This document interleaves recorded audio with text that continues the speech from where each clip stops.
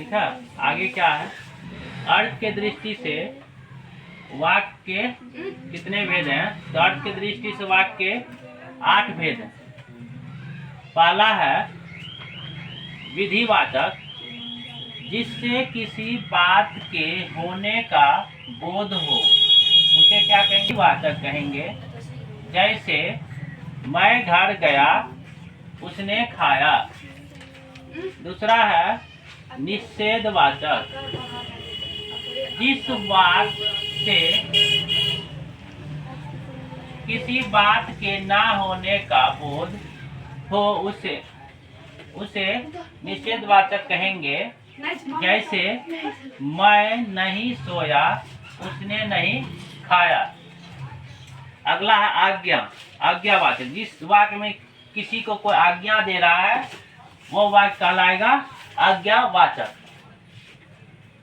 तो परिभाषा है, जिससे आज्ञा का बोध हो उसे आज्ञावाचक कहते हैं। जैसे तुम किताब पढ़ो, तुम सोवो मत। जैसे सर किसी को, बच्चे को क्या करेगा? आज्ञा देगा, अरे पढ़ो। माता पिता क्या करता है? बच्चे को आज्ञा देता है। जो भी बड़े हैं अपने छोटे को क्या करता है? आज्ञा देता है।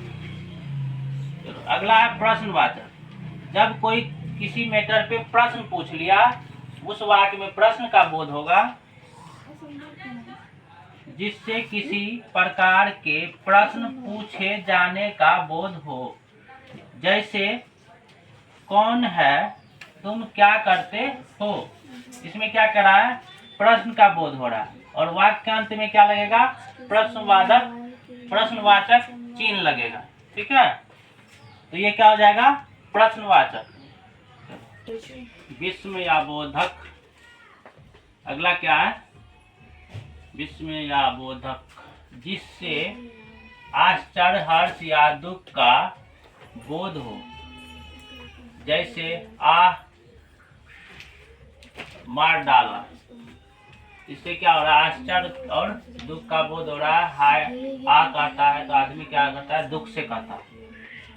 अगला क्या है? संदेह बोधक, जिस वाक्य में संदेह जाहिर हो। जैसे वह गया होगा, इसमें क्या होगा? संदेह हो गया। वह गया होगा, राम खाया होगा। खाया कि नहीं खाया ये बात कंफर्म नहीं हो रहा, गया कि नहीं गया ये बात कंफर्म नहीं हो रहा, सिर्फ संदेह हो रहा है। तो उसे क्या कहेंगे? संदेह बोधक। दूसरा है इच्छा बोधक, जिस वाक्य में इच्छा या शुभ कामनाएं का बोध हो। जैसे भगवान तुम्हारा यात्रा सफल करे। इसमें क्या हो रहा है? इच्छा प्रकट हो रहा है। ठीक है। दूसरा है संकेत वाचक, जिस वाक्य में एक दूसरे की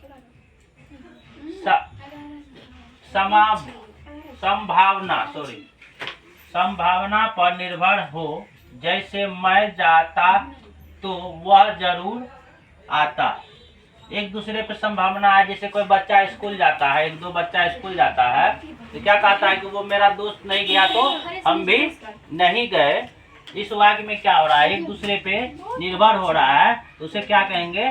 संकेत वाचक कहेंगे। ठीक है।